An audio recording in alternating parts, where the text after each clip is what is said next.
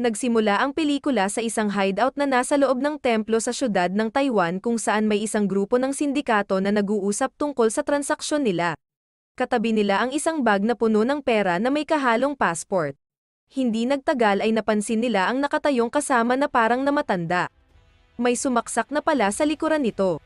Ito ay si Long na isang hitman. Hindi siya nagpapakita ng emosyon sa tuwing isa sa katuparan ang misyon. Ika nga walang personalan, trabaho lang. Di na siya nag-atubili at tinapos lahat ng magkakasama gamit lang ang punyal bago binitbit ang bag na may lamang pera at passport. Tapos ay dumiretso sa isang hotel upang makipagkita sa kanyang boss. Noong gabi ding iyon, imbis na matuwa sa nagawa niya, nagbigay agad ito ng susunod niyang gagawin. Ang misyon ay itumba ang isang miyembro ng Yakuza na nasa Japan. Hindi man siya komportabling gumalaw sa ibang bansa, tinanggap niya pa rin ang utos. Pagdating sa Tokyo, agad siyang nagpunta sa isang strip club na puno ng customer. Madali niyang nakilala ang target sa kulay blondie nitong buhok. Pasikreto niyang nilapitan at sinaksak ito. Gayunpaman, hindi niya alam na may suot itong proteksyon sa katawan kaya't nabisto siya at agad nasukol ng mga kasama nito. Binalot at tinali siya sa sako tapos ay dinala sa isang lugar kung saan walang awa siyang binugbog ng mga ito. Kasabay nito ang pagsunog sa passport niya. Ilang saglit pa, mula sa likuran, may sumaksak sa Yakuza boss. Ito ang nagbigay kay Long ng pagkakataon na makagulong pababa sa damuhan at makatakbo. Agad siyang tinugis ng mga Yakuza. Tinamaan siya ng baril sa tiyan habang tumatakbo pababa. Nasundan pa rin siya ng grupo sa ibaba ngunit nagawa niyang matakasan ang mga ito nang umalis ang tinataguan niyang closed van. Sumunod na araw, napadpad si Long sa abandonadong pabahay na matagal nang walang nakatira. Habang nagpapahinga, ginising siya ng isang batang nagngangalang June at binigyan siya nito ng bottled water tapos ay umalis. Pagbalik ng bata, may dala na itong gamot. Umalis muli ang bata para kumuha naman ng damit. Parang anghel ang bata na binibigay ang pangangailangan niya. Nagbigay din ito ng gulay kaya't naghanap siya ng gamit sa paligid para maluto ito. Sa paghahanap, nakakita siya ng isang bahay na pwedeng tuluyan. Binalikan niya ang gulay at nandoon si June na naghihintay sa kanya. Niluto niya ang gulay tapos ay sabay nilang pinagsaluhan ito. Nasorpresa si Long nang malaman niyang marunong magsalita ng Mandarin si June. Nagdahilan ito na Taiwanese ang ina niya. Maya-maya lang ay tinawag si June ng ina niya para utusan na bumili ng ipinagbabawal na item. Agad namang sinunod ng bata ang ina. Hindi niya alam na sinundan siya ni Long na nakita ang binibili niya sa di kalayuan. Nang gagamitin na ng ina niyang si Lily ang item, biglang dumating si Long para pigilan ito. Binigyan siya ng leksyon ni Long para matauhan tapos ay itinali ng ilang araw upang itigil na nito ang nakasanayan na masamang bisyo. Isang gabi, habang naglalakad siya, may nakita siyang nakapark na sasakyan na walang tao. Ninakaw niya ang cellphone na nasa loob nito. Sinubukan niyang tawagan ang isang kaibigan upang mangutang ng pamasahe pabalik ng Taiwan. Nagsabi ito na walang pera at mahina ang racket niya. Sumunod na araw, may nakakita kay Long na nagluluto sa ulanan. Na-curious ang matanda sa niluluto niya at tinikman ito tapos ay nagpatulong sa kanyang magluto sa bahay nila. Pinagsaluhan nila ang niluto niya. Ilang saglit pa ay dumating ang mga kapitbahay at tinikman ang kinakain nila. Nasarapan naman ang mga ito sa lasa ng niluto niya kaya't nagpaluto ang mga ito sa kanya para sa isang okasyon. Pumayag naman siya at kailangan niyang makaipon ng pamasahe pabalik ng Taiwan. Niluto ni Long ang iba't ibang klase ng putahe para sa handaan. Hindi napahiya ang babaeng nagpaluto sa kanya sa mga bisita nito.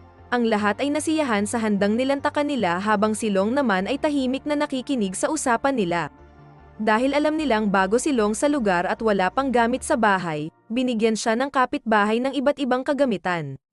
Sa bahay ng mag-ina, patuloy na pinapakain ni June ang nakataling ina na medyo kalmado na. Kinabukasan hindi alam ni Long kung ano ang gagawin sa mga gamit na binigay sa kanya. Hindi nagtagal ay nagdatingan ang magkakapitbahay na tinulungan siyang ayusin at linisin ang bahay na tinutuluyan niya. May dumating pang mga kapitbahay na may dalang sangkap sa pagluluto. Ilang saglit pa ay pinakita sa kanya ang food cart na ginawa nila upang magkaroon siya ng pagkakakitaan. Alam nilang authentic Taiwanese cuisine ang natikman nilang luto ni Long kaya't naisipan nila na magandang business para sa kanya ang pagtitinda ng mami sa kariton. Kinabukasan, tinulungan nila si Long na makapwesto malapit sa templo dahil matao ang lugar. Nagsimulang magtinda si Long ng mami katulong si Jun na isang batang mabait at masipag. Natutuwa naman ang magkakapitbahay dahil nakita nilang nagustuhan ng mga customer ang mami na tinda ni Long. Sa layo ng pwesto, nahirapan naman ang mukhang mag-amain na hatakin ang kariton nila pabalik ng bahay. Kinagabihan, makikitang bumubuti na ang lagay ng ina ni Jun na hindi na nakatali. Habang kumakain ito at natutulog ang anak, naalala niya ang kanyang nakaraan. Ilang taon na ang nakalipas, siya ay isang prosti na niligawan ng kanilang service driver na si Kenji. Na-in-love siya dito at masaya silang nagsama. Isang araw, nagbunga ang kanilang pagmamahalan. Binilhan siya ng necklace ng boyfriend. Nang mabalitaan ng Yakuza boss na may-ari ng Sonan na nabuntis si Lily, binugbog nito si Kenji. Gusto ring ipalaglag ng boss ang dinadala niya kaya't napagdesisyonan niya na tumakas at buhayin ang batang nasa sinapupunan niya. Matapos manganak ay nagpasya siyang bumalik sa trabaho bilang prosti para mabuhay at makabili ng gatas ng kanyang anak. Isang araw, nagkaroon siya ng parokyanan na nagngangalang Sakata na nagturok sa kanya ng ipinagbabawal na likido. Dito na siya nagsimulang malulong hanggang sa hindi na nagpakita si Sakate kaya't umiskor na lang siya sa labas. Sa bisyo lang napupunta ang kita niya hanggang sa hindi na siya makapagbayad ng upa sa tinutuluyang apartment dahilan para mapalayas siya at mapadpad sa lumang pabahay. Lumalabas na ang boyfriend niyang si Kenji ay nagtago sa Yakuza at nagtangkang pumatay sa Yakuza boss na naging dahilan kung bakit nakatakas si Long. Samantala, sa wakas ay nakabili na si Long ng kanyang damit mula sa kanyang mamihan at lalong naging masigasig sa pag-iipon ng perang pamasahe pabalik sa Taiwan. Lalong dumadami pa ang customer ni Long sa paglipas ng mga araw. Isang gabi, sumali sa isang art competition ang mababait niyang kapitbahay at nakuha ang pangatlong pwesto.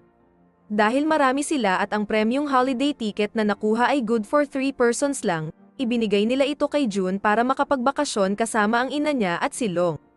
Hating gabi bago bumalik ng Taiwan, hindi siya mapalagay dahil nag-iisip siya kung babalik ng Taiwan o sasamahan ang mag-ina sa bakasyon nila. Kinabukasan, napagdesisyonan ni Long na samahan ang mag-ina para maging masaya si Jun sa bakasyon. Makikitang nag-enjoy naman ang tatlo sa bakasyon nila at aakalain mong isang pamilya na sila. Mapapansin namang tahimik at walang kibo si Long sa lahat ng oras. Matapos ng bakasyon, hinatid ni Long ang mag-ina sa tinutuluyan nila. Nagpapasalamat naman si Lily sa kanya sa mga nagawa niya at pagtrato kay Jun na parang anak na niya. Kinabukasan matapos magtinda ng mami, tumulong na rin si Lily sa pagtutulak ng kariton pabalik ng tinutuluyan ni Long. Nadaanan nila ang mga nagsasanay sa baseball. Nakita ni Long na interesado si Jun dito kaya't in-enroll niya ito.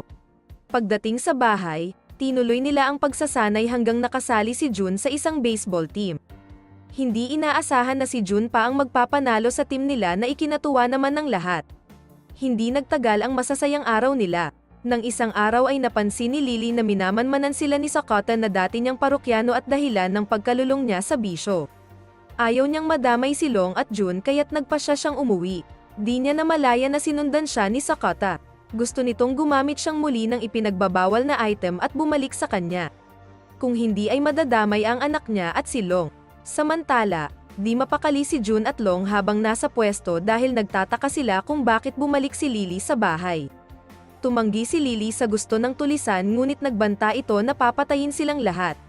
Wala siyang nagawa kung hindi ang sumunod. Tinurukan siya nito ng likido at pinagsamantalahan tapos ay tinungo ang tindahan ni Long. Balik sa bahay ni Lily, nakaramdam ng matinding depresyon ito sa pagbabalik ni Sakata na gusto siyang ibalik muli sa mundong madilim. Sa tindahan ni Long, nagustuhan naman ni Sakata ang maming nabili sa kariton. Tapos nito ay tila may tinatawagan ito sa cellphone. Nagsuspecha naman si Long sa mga kinikilos nito at sinabihan si Jun na magsarado na sila.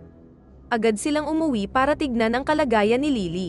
Pagpasok nila ng bahay, nagulantang sila sa nakitang kalagayan ni Lily na tinapos na ang kanyang buhay.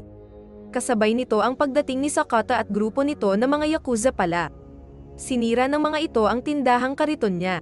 Dumating ang mga kapitbahay para pigilan ang mga tulisan ngunit walang awa ang mga ito na pinatulan at sinaktan lahat sila.